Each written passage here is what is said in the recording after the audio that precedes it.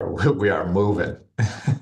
I bet nonstop. I saw the Yeah, new sign outside Brown. yeah, yeah. It came out really nice. Just got to get a little landscaping around it. But yeah, it's looking good. If you drive into the site, there's three more signs on your way up there too. So yeah, Oh, it's looking good. cool.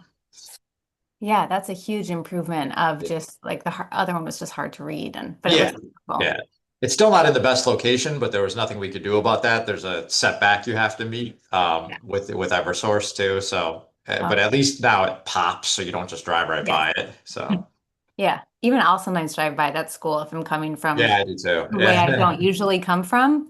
yeah. So, well, it looks great. Gang's all here. Whenever you guys want to make it official. Well, Emily, do you want to kick it off? Sure, I'll kick it off. Um, all right, and we're good on YouTube. All right, well, I will go ahead and call this meeting of the School Building HVAC Project Committee for Polson and Han to order. It is 8:03. Our first item is to approve the prior minutes from our last meeting on June 3rd, 2025. Do I have a motion to approve? So moved. All right, Galen, I'll second that. Any comments or notes about the minutes? Thank you, Raquel. They're excellent as always. Yeah, they looked great. Thank you, Raquel. All right, all in favor? I Aye. All right, the minutes are passed. Thank you. Our next, so we're on to new business. Our first item is DHHS RTU replacement update.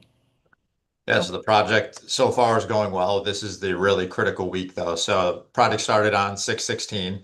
And basically the last couple weeks have been disconnecting the old rooftop units, demoing all the electrical back to new boxes that we put in that'll feed the new units. They evacuated all the refrigerant from the old units, and basically disconnected the controls and everything, getting ready to pick them. So the crane showed up on site yesterday. Got a massive articulated crane here. Peter made sure it was in the right spot. So they were getting it ready. And the plan was to have the first unit arrive and pull the first unit off the roof today. I'm hoping the weather is going to cooperate with that. I think they delayed a little bit this morning, because once you get the old unit off, you've got a big gaping hole in the roof. So you got to get the new one back on. So the plan was to get one going today. So if that goes well, the rest of them pretty much should follow suit. If that goes wrong, the rest of them should follow suit. So we'll see. These are the couple critical days for that project. Think we'll be okay. I was up there yesterday. They did a really nice, clean dial back job. The units are literally just ready to hoist off the roof. So. Um, Again, we'll find out if it goes smoothly. Their plan, they could even do up to 2 units a day to get them on there, and then they'll work on all their get the crane out, and then they'll just work on doing all their connections over the next few weeks. But no schedule concerns. The building's doing okay. Our server rooms are doing okay. We're circulating air.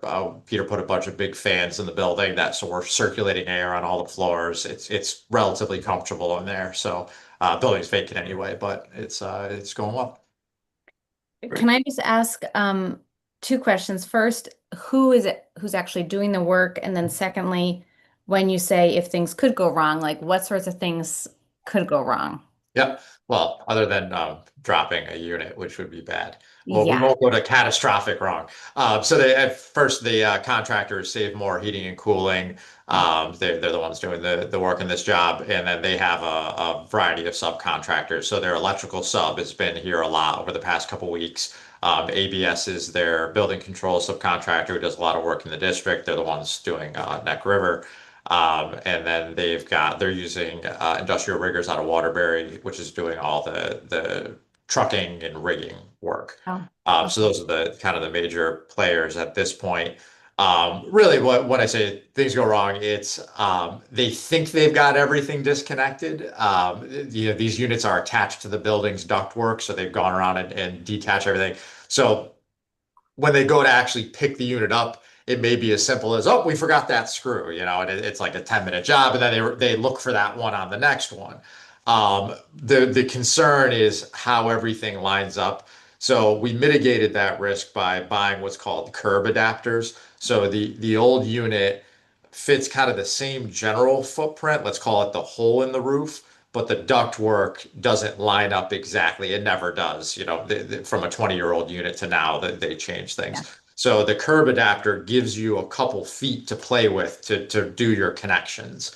So I guess the concern, not a concern, but like something that could happen, not very likely, that they couldn't negotiate the ductwork within that chase that's opening up. Um, Based on all the field measurements, based on all the design drawings and the shop drawings, that should not be an issue. But that's the thing. Anything that would impact the overall schedule, there's nothing at this point. Okay. Big project. Yeah, Okay. simple but big. Yeah. Right. Yeah. Yes, Yeah. exactly. Okay. Thank you. Galen, do you have any questions or comments about that item? No, that's good. Thank you. I should also mention the other not risky thing, but critical point of the project was our power shutdown, which we did a week ago Friday, and they replaced all the breakers that were required for the new units. So all the electrical, like infrastructure side, that was perfect. I mean, the shutdown was like 2 hours, and everything came back. So Okay. that was another critical touch point for us. Excellent. Okay. Yeah. Super. Well, thank you. Hopefully all goes well and we'll be in good shape. Thank you. Yeah. All right. So our next item of business is Polson HVAC electrical auditorium and gym improvements update. Yeah, so that project is moving. So the Board of Selectmen made a recommendation or made an award based on your recommendation from our last meeting, followed up by the Board of Finance. So everything is approved. The paperwork has been signed with Gilbane. I'll let Nick speak to the status of that. But on our side, we actually now have a signed CM contract with Gilbane. First Selectwoman signed that about the middle of the month. So that's all solidified. So we are good to go from the approval standpoint. Nick, you want to just talk about the process on your end? Yep, thanks, Ben. So as Ben mentioned, we have a contract with the town now, and we have a contract with the awarded contractor, electrical contractors Inc. out of Hartford. They're currently putting together their submittal package, which is basically all the details of the new electrical switchgear and the generator. So what Jesse showed on his drawings, more than enough information, but there's a lot more information that goes with that package, right? So they're working on putting that together now with their vendor. We expect to have that in a few weeks, and then from there, work with Jesse's team and the utility company to get that package approved. And then as soon as that happens, both pieces of equipment, the switchgear and the generator, go into fabrication, or at least in the queue for fabrication. So good news is lead times have started to or continue to come down a little bit.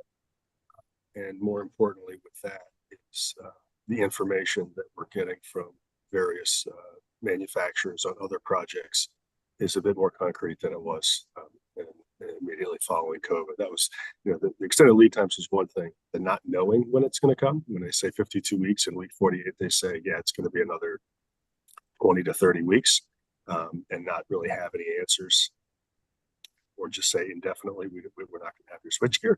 That seems to be behind us, or that is behind us. It's a great thing. As long as we have the information, we can always adjust. Yeah. But lead times coming down, more concrete information on both those industries really is a good thing. So in the next few weeks, we should have that submittal package and just get that circulated among the project team to get that stuff approved. As far as balance of bidding, I'd like to be out the week of the 21st if we can to bid the balance of the project. If it's right now, there's a 3 or 4 week window there where bidding market, at least on our side, is quiet. And from what we can tell for other projects, the bigger projects and for the subs that we would expect to bid the rest of the Polson jobs, seems to be a little bit quieter than it will be in the coming months. So kind of like to get that package out while things are a little bit quieter anyway. So And Nick, you were saying you had what, 10 bid packages you were going out with? It was close to that? we're looking at 10 packages. Wow. So the one we just got the one approved, that was a relatively simple one. The other 10 being the balance of the job, a little bit more involved on our part to put together. But like I said, yeah, I'd like to have that out to bid the week of the 21st. Okay. So that would mean those packages would start to be in front of this committee probably and then or the September meeting, I would think, right? Around that time. Yes, definitely by September. Yeah. Okay. Because you do what, a 4 week normal dwell time? Yeah, all in all, it's about 4 weeks of the bids being out on the street before we receive numbers, and then it takes a couple of weeks for us to shake out all those numbers and go back and forth with the subs just to make sure that they have included all that they need to include. Yeah, like I said, that usually takes a few more weeks.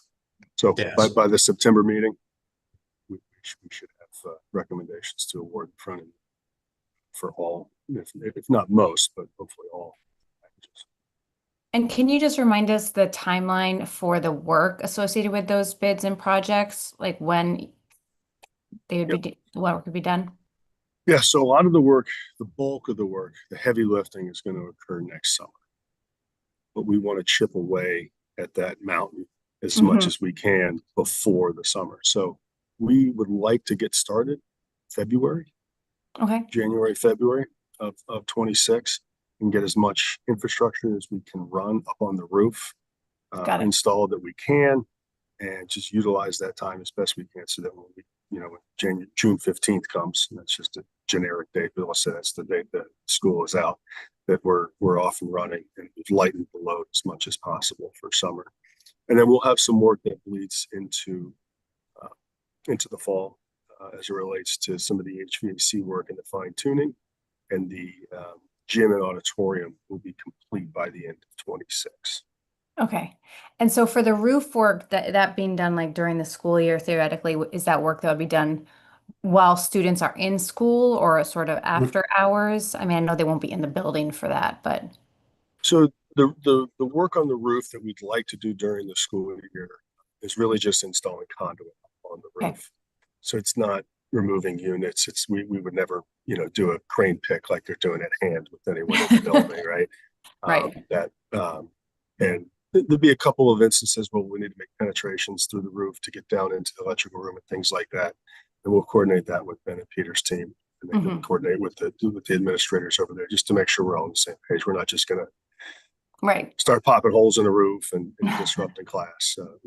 It's a school first. It always will be when it's in session, and it's a construction operation second. So the work on the roof while kids are in session will be pretty light, all things considered. And then there's a storage room off the cafeteria where the main switchgear is going to go. Actually, one of the better setups for these type of jobs that we've done, where it's really an empty space. It will have access from the exterior of the building. We'll have to go through the building to get to it. And we'll do a lot of the rough-in conduit work, things like that during school. But there'll be some more invasive or louder activities in that space. We'll just have to coordinate that again with Peter and Ben to make sure that we're not disrupting anything. Got it. And that's the good thing about chipping away at it early is that we're not up against the schedule. If teacher says, "Hey, this is a little too loud over here," when we get the call, it's not like, well, we don't have a choice. We have to keep going, or we need to extend the schedule. We don't want to ever be in that position. So if that were to ever come up, so no problem. Let's see if we can coordinate this a little bit tighter on our end, and we'll shut it down for a little while until we figure that out without impacting the schedule. Super. And then for the gym, since that'll go on longer, the way that's set up, that can sort of be isolated from the rest of the school. Is that right? Exactly. Yep. Auditorium as well. Both of those will be completely isolated through till the end of the year. Yep. Okay. Excellent. Thank you. Galen, any thoughts? Sounds good. It's going to be exciting. Yeah, for sure. All right. So you'll keep us posted on those as they come in, Nick. Thank you. Yep. That's all I had. Okay. Well, then we'll move on to our approval of invoices. We have one here. I'd like a motion to approve an invoice from BL Companies, invoice number 2302234-13, $1,000 for professional services from April 26th, 2025 through May 30th, 2025. So moved. Okay, I'll second that. Any comments or question? Okay, all in favor? All right. Aye. All right. The invoice has been approved. Thank you. Public comment. I don't think we have any. Nope, I don't see any other folks in public on the Zoom. That's it for us. Any closing remarks or comments? Nothing on my end. Just to confirm, I think our next meeting, I just want to make sure with the summer, we're on the same schedule, right? The first Tuesday of the month, Yes. So that's the August 5th. 5th. I'm actually not going to be here that week. Either I could funnel the update through Peter and just keep your guys' schedule intact. But like if something comes up on your guys' schedule where you would maybe want to change the meeting, just know that like on our end, that's fine. So I mean, I'm fine, Galen, I don't know if you have a strong, I'm fine moving it to accommodate your schedule, Ben, if that's easier to the week before or after, whatever you want, and we can sort that out okay. with Yeah, Rick and Emily. the week after would be the 12th, and that would be fine Yeah, that works out for me as if well. you guys want to do that. Is Okay. that good with the rest of the crew? Yeah. 12th? Absolutely. Okay, great. Well, then we'll just do that. You don't need to worry about telling everything that's in your brain to. Sounds good. I I know he appreciate knows a that. lot of it, but all right. I think that's it. Anything else before we adjourn? All right, so I'll go ahead and close the meeting at 8:18 a.m. Thanks, everyone. Thank Thank you. you. We'll see you later. Thank you. Have a good one. Bye.